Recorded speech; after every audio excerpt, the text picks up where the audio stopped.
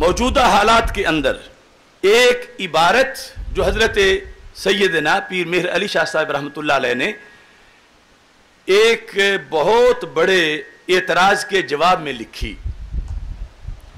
اور بندہ ناچیز نے وہ عبارت پیش کی مجمع عام میں، اور اس میں اس وقت 40 سے زائد علماء و مشائخ بھی تھے، سینکڑوں عوام تھے جن میں روافظ بھی تھے۔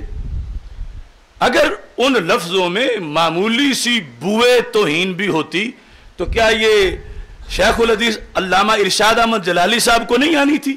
یہ بھی تو بیٹھے ہوئے تھے، سادات بیٹھے تھے، پیران طریقت بیٹھے تھے، مگر اس کو کاٹ کے توہین بنا کے عوام میں پھیلایا گیا۔ تو وہ تو کسی کا کلام بھی اگر سیاق و سباق سے ہٹا کے دیا جائے تو ابہام پیدا ہو جاتا ہے۔ ہم تو خطا کے پتلے ہیں، لیکن وہ تو جو مقدس کلام ہے اس پر بھی کوئی واردات کر سکتا ہے۔ تو اس بنیاد پر یہ عوام تو عوام کیا، خواص بھی اس پراپوگنڈے میں بہ گئے۔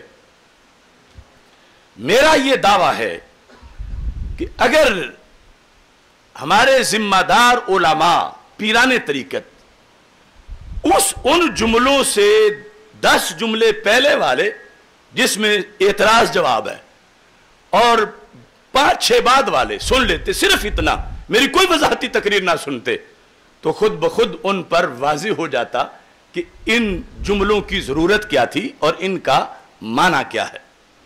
لیکن چونکہ ماقبل سے کاٹا گیا، وہ جو مرحلہ تھا جوابی مرحلہ، اس سے کاٹ کے جدا کر دیا گیا، تو ویسے عمومی حالات میں تو ہمارے اپنے نزدیک بھی یہ صحیح نہیں کہ کوئی تذکرہ کر رہا ہو اور سیدہ پاک رضی اللہ تعالی عنہا کی طرف خطا اجتہادی کی خطا کی نسبت کرے۔ فدق کا مسئلہ بھی بیان ہو سکتا ہے کہ سیدہ پاک رضی اللہ تعالی عنہا نے دعویٰ کیا، حضرت صدیق اکبر رضی اللہ تعالی عنہ نے دلیل پیش کی حدیث مصطفیٰ علیہ السلام، تو سیدہ پاک رضی اللہ تعالی عنہا نے تسلیم کر لی۔ یہاں دونوں میں میرا یہ قول ہے کہ خطا کی نسبت کرنا جائز ہی نہیں، کیا مجبوری ہے؟ اور آج تک یہ جتنے لوگ کوئی کسی بڑے سے بڑے آستانے سا کا لیٹر آیا ہے یا کہیں، ان کی ساری بات اس موضوع پر ہے ہی نہیں جس موضوع پہ ہم کھڑے ہیں۔ ہم کھڑے ہیں محاذ جنگ پر، تو عام حالات کی روٹین اور ہوتی ہے، محاذ جنگ کی روٹین اور ہوتی ہے۔ عام راہوں پہ چلنے کا انداز اور ہوتا ہے، اور کانٹے دار جھاڑیوں میں سے اور پہاڑیوں میں سے گزرنے والا جو پیچ و خم والا رستہ ہے، وہاں سے ٹیڑھا ہو کے گزرنا پڑے گا، مڑ کے گزرنا پڑے گا۔ اور کوئی کہے کہ آج تمہاری چال بدل گئی ہے، تو اسے پتہ تب چلے گا کہ کبھی وہ بھی اس رستے پہ چلا ہو کہ یہاں سے گزریں تو بڑا اسی طرح گزرنا پڑتا ہے۔ آج پوچھتے ہیں کیا امت نے اور میں کسی نے یہ کہا؟ تو میں کہتا ہوں کوئی ایک بندہ مجھے امت کا بتاؤ جس نے اس اعتراض کا جواب دیا ہو اور وہ طریقہ اختیار نہ کیا ہو جو پیر مہر علی شاہ صاحب نے اختیار کیا ہے۔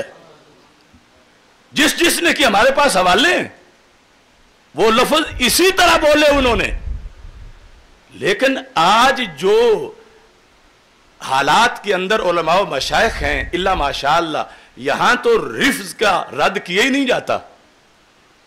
یہاں تو یہ کہہ کر کے یہ سارے یا رسول اللہ صلی اللہ علیہ وسلم کہنے والے ہم سارے ایک ہیں، یہ نعرہ رافضی لگا کے سنیوں کو اپنے ساتھ ملا رہے ہیں کہ ہم ایک ہیں، حالانکہ یہاں تو لفظ کا فرق ہے۔ جس موضوع پہ اس دن ہم شان علی رضی اللہ تعالیٰ عنہ سیمینار کر رہے تھے کڑیاں والا میں، تو یہی تھا کہ تطہیر کا معنی ان کے نزدیک اور ہے، ہمارے نزدیک اور ہے۔ ان کے نزدیک تطہیر کا معنی ہے معصومیت، اور ہمارے نزدیک تطہیر کا معنی معصومیت نہیں ہے۔ اگرچہ تطہیر میں پاکی بیان کی گئی، بہت بڑی شان بیان کی گئی، مگر وہ معصومیت نہیں ہے۔ اب یہ نقصان ہے کہ ادھر کا مثلاً ہمارے اہل سنت و جماعت کے جو سالانہ جلسے ہیں، جو درگاہوں پر درس ہیں، اگر کہیں درس دیا جاتا ہے تو دیکھو اس میں رد رفض کتنی جگہوں پہ کیا جاتا ہے.